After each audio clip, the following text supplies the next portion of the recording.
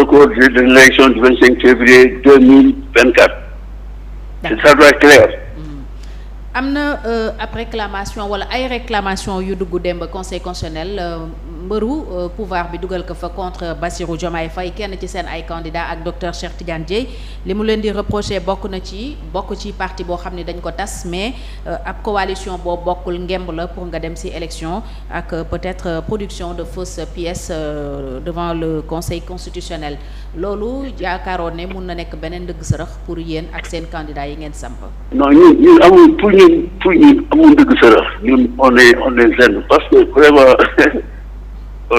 dañu yàgg métital léegi xam nga dañoo dërkiis le problème mooy mais su fekkee ne Amadou Ba day def réclamation contre les deux là Diomaye Faye ak Cheikh Tidiane Dièye ak Guinée bi mu def c'est une des raisons fondamentales qui doit pousser le Sénégalais à ne pas le mettre à la tête du pays. Parce que dafay def des mêmes pratiques que celui qui est là. Il marche sur la loi parce que la candidature, elle est réglée par le code électoral et l'article 28 de la Constitution. Mais Diomaye, Cheikh Tidiane Dièye, c'est des Sénégalais et des politiques xam nañ li ñuy def xam nañ loi bi wax donc su fekkee ne tey dañ ko ñaan son parti a été dissous alors que parti la loi dit que le candidat est le support de sa candidature xam nga foofu il faut quand même que ça soit net et clair. L'article 120 def ko dafa ni il y a 6 mentions. Les 3 premiers portent sur le candidat, le candidat, il y a le support, il y a le bulletin et enfin sa signature. Donc bu waxee ne moom parti bi ko on a vu son parti et il ne peut pas être porté par un parti légalement constitué, mais il s'assoit sur la loi, c'est la loi qui dit ça. C'est loolu Bassirou ak Cheikh Tidiane xam nañ ko et ils ont respecté toutes les dispositions légales et réglementaires constitutionnelles relatives à l'élection présidentielle du 25 février.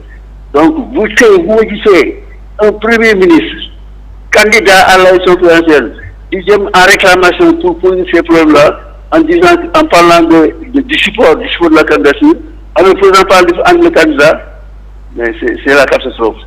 Et ce gars-là, si on l'élit, il va continuer la même pratique de confusion des pouvoirs dans une république. Kon Amadou Ba dafa jaxase yëf yi. Dafa ko jaxase. Et c'est ça, je dis que mais le Sénégal ne doit pas porter ce gars-là à la tête du pays. Et c'est là qu'il va assurer la continuité. Alors doyen lan ngay séntu lan mooy sa conviction lan nga jàpp ne vraiment au bout de ce processus électoral polémique malgré tout yaakaar nga ne lu favorable ci yéen. xam nga dëgg-dëgg ci conseil constitutionnel. bu fekkee ne ñun Sénégal lañu. On est là. ñoo ngi xool. ñoo ngi gis. ñoo ngi dégg ci biir réew mi ak suñu diaspora. Il y a une force qui est là, qui est décisive et qui va remporter les élections le 25 février 2024. C'est la coalition Sonko 2024. Et les gens, le pouvoir en place et ces maîtres impérialistes et colonialistes sont en train de tout faire pour l'empêcher d'être candidat. Mais à l'arrivée, la décision du Conseil constitutionnel règle le problème. Parce que simplement, ils ont dit que c'est parce que seulement il n'a pas produit l'attestation qu'on a déclaré irrecevable sa candidature. Mais les avocats ont démontré que cela peut être dépassé doit être dépassé et Sonko doit être sur la liste qui va être publiée le 20. C'est à ça que nous nous attendons. On applique le droit, on applique la Constitution, on applique les lois, on applique les règlements. Sonko sera sur la liste le 20. Le 20. Loolu moom c'est sûr. Et s'il est sur la liste, mais gis ngeen li xew diaspora bi, tous les Sénégalais diaspora sont prêts à voter pour ce candidat-là. Mais problème ici au Sénégal, vous voyez le parrainage, vous voyez la mobilisation des fonds de campagne. Vous allez dans les villes, vous allez dans les marchés, vous allez dans les villages les plus reculés du Sénégal. Mais Sonko, on attend Sonko. Ça c'est ñëpp ko gis, que tu sois du pouvoir de l'opposition, ñëpp xam nañ ne les jeux sont déjà faits. Loolu nag am na ñoo xam ne dañuy liggéey pour loolu du am. dañuy jaar fi fu nekk ñu dañuy tàllal suñu yoon dox ci jëm ci le 25 février 2024 wóor nañu suñu bopp ñu dañuy wóor suñu bopp ay dialogue ak ay kii naa nga loolu du suñu objectif. parce que mooy focus 2024. d'accord ñu ngi ci. waaw mais yombaluñu ko nag wax dëgg yàlla yombaluñu ko loolu ñu koy teg ñu koy def mais loolu dañu doon jox doole rek ñu jox une détermination. Nous sommes prêts à aller dans la paix, dans la détermination, dans l'engagement pour remporter la victoire au soir du 25 février 2024. Comme j'ai dit dans mon texte là, Inch'Allah, Sonko sera le 5e président de la République du Sénégal le 25 février 2024. da ngeen wóolu seen bopp loolu on n'en disconvient pas, peut-être ce sera la dernière question, mais doyen problème yi am ci fichier bi ñu bëri gisuñu leen ci déjà parrainage bi sax Diomaye xawoon na si am problème, ragalu leen loolu aussi suñu yeggee 2024 le 25 février précisément mu am lu mu faussé ci carte gi.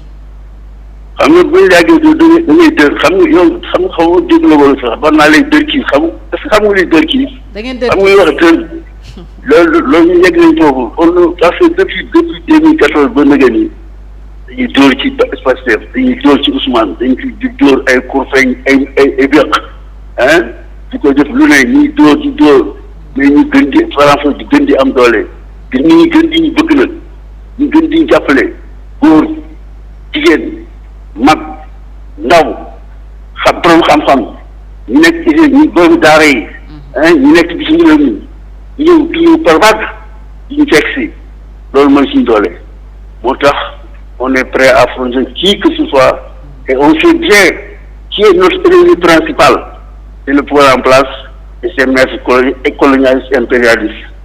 On en est conscient, on connaît qui est notre adversaire, dooleem man-manam xam nañ ko, on ne sous-estime pas parce que li ñu gis Macky mooy na suñu kanam. Mais on sait que c'est ce qui est derrière Macky encore plus important, plus puissant, et c'est ce qui est important derrière Macky, moo koy manipuler di ko defal muy def. Donc on est conscient aussi. Donc nous sommes prêts à affronter la situation. On va évoluer et Inch'Allah, on va enjamber tous les obstacles de suñu kanam. jërëjëf doyen Alakane ñu ngi lay gërëm. merci beaucoup. jërëjëf nga bokk ci mag yi Pastef am taxawaay ci wetu Ousmane Sonko. Cheikh dégg nga jàngat bi mu def ci situation bi mais aussi conviction bi mu am ci ne conseil constitutionnel mënul def leneen lu dul jox leen dëgg ci mbiram Ousmane Sonko seen yeneen candidature également yaakaaruñu ne ces réclamations de Amadou Ba mën na ci dara mais ñu ngi woon je pense ci ba tey taxawaayu Ousmane Sonko. ak bataaxal bi. waaw par rapport ak collectif des recalés. yi nga xamante ni bokk na si. et que ñu jot a yëkkati benn bataaxal ne dañ ko jëmale ki nga xamante mooy président Macky Sall afin pour mu intervenir si ay mbirum contrôle parrainage beeg xam nga xoolaat processus bi. est-ce que démarche bi Cheikh am na cohérence. moi je pense que cette démarche. ki nga jàpp ne yow moo la xeex ba bokkuloo nga wëlbatiku di ko ñaan. waaw mais loolu c'est donner raison n'est-ce pas au président Macky Sall quelque part que lui il était peut-être dans son droit vraiment bañ a def n'est-ce pas ànd ak un esprit fair play ba nga xamante ni tous les candidats seront logés au même niveau c'est-à-dire quand je dis au même niveau que Amadou Ba mais malheureusement gis nañ ne taxawaay bi du noonu la demee donc mu am ñu bëri ñi nga xamante ni quand même pour une fois quand même Sénégal dund parrainage boo xamante ni vraiment ay scandale ñoo fa soqeekoo donc des scandales à n'en plus finir une liste quand même infinie cerise sur le gâteau on nous sort que vraiment il y a 900 000 Sénégalais qui sont supposés n'est-ce pas avoir disparu du fichier électoral li nga xamante ni loolu c'est un cas inédit et un cas dangereux boo xamante ni mën na plonger suñu pays Sénégal bi nga xam ne ñoo ko bokk ci ay lendemain yoo xamante ni dina doon lendemain yu xaw a lëndëm léegi nag Ousmane Sonko je pense que moom en tant que leader il avait l'occasion su ko neexoon depuis le bras de fer avec le président Macky Sall qu'il y a eu à tort ou à